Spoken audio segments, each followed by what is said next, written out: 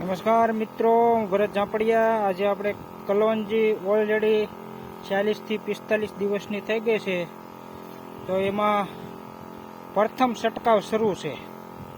પ્રથમ છંટકાવમાં આપણે વાત કરીએ તો એક તો ગ્રોથ પ્રોમોટર એટલે કે હુમિક, ફોલિક ને સીવીડ લિક્વિડ ફોર્મમાં આવે એ એક પપેટ 30 થી 40 ml, અને ત્યારબાદ આપણે દોડવા પણ આવવાની શરૂઆત થઈ ગઈ છે, તો ઈવળ માટેનું આપણે 5 પરણી અર્ક બનાવીને નાખીએ છીએ, એ પણ સારું કામ આપે છે। અથવા તમે કોઈ પેસ્ટિસાઇડ ઇમામેક્ટિન બેન્ઝોન 5% છે એ પણ વાપરી શકો છો।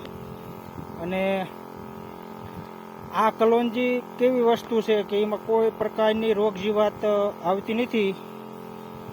આ પ્રથમ એટલે કે પહેલી વાર જ દવાનો છંટકાવ કરવામાં આવે છે। 40-45 દિવસની થઈ ગઈ, તમે જુઓ દવાનો છંટકાવ પણ શરૂ છે। આ કડવી એટલી બધી હોય છે કે એમાં થ્રીપ, સૂચ્યા પ્રકારની જીવાત નથી આવતી। જ્યારે એને દોડવા ને એવું બધું આવે ત્યારે 1 થી 2 વાર આપણે ઈવળની ધ્યાન રાખવું પડે, એટલે 2 રાઉન્ડ આપણે ઈવળના મારવા પડે, કોઈ પ્રાકૃતિક અથવા પેસ્ટિસાઇડનો ઉપયોગ કરવો। અને જ્યારે 40-45 દિવસની થાય ત્યારે એક ફેર તમારે કોઈ પણ ખાતર અથવા જીવામૃત, ખાતરમાં તો તમે યુરિયા આપી શકો, અથવા 12-32-16 આપી શકો, 20-20-13 આપી શકો, કોઈ પણ આપી શકો છો। અને તમે આમાં હુકારાનો પ્રશ્ન નથી આવતો। અને ત્યારબાદ તમને ભાવની દ્રષ્ટિએ જોવી તો આના લગભગ અંદાજે અત્યારે ગોંડલ માર્કેટ યાર્ડમાં 3000 થી 4000 રૂપિયા લગભગ ભાવ છે।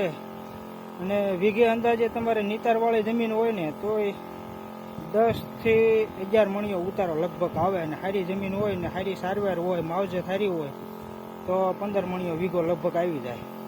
એટલે આમાં ખર્ચો બહુ નથી થતો। જીરા જેમ કેમ આપણે ખેડૂત બધા દેકારા કરતા હોય કે વીઘે એટલો ખર્ચો 7 થી 8000નો થઈ જાય, પણ આમાં એવું કાંઈ થતું નથી। 1000 થી 1500 રૂપિયાનો વીઘે ખર્ચો થાય, અને ઉત્પાદનમાં પણ સારું રહેશે। અને અગાઉ પણ આપણી ચેનલમાં આ વિડીયો મૂક્યો હતો કે પિયત ક્યારે આપવું એ પણ તમે જોઈ શકો છો। અને આ દવાનો પહેલો રાઉન્ડ છે, અને નીંદવાનું એટલે કે નિંદામણનું કામકાજ પણ શરૂ છે। હજી એક પણ વખત આમાં નિંદામણ કર્યું નથી। ક્યાંક ક્યાંક શિયાળામાં જે ઘાસ ઉગે એ ઉગ્યું છે, નિંદામણનું પણ કામકાજ શરૂ છે। જો તમે જુઓ